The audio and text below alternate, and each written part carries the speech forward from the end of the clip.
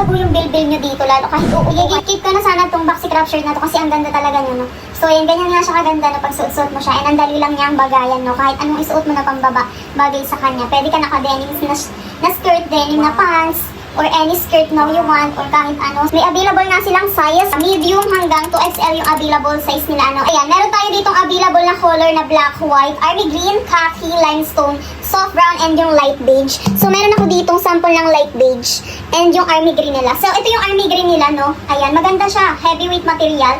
Ayan, heavyweight material yung gamit sa kanya, kaya napakaganda talaga ng pagkaka-flow ng pinakang tela. So, ito naman yung light beige nila, ano, and large yung available na hawak ko ngayon. So, yan, meron na siya dito pocket, no, and yung meron pa siya ditong design na, ayan, sa gilid na yan, meron siya ditong slit.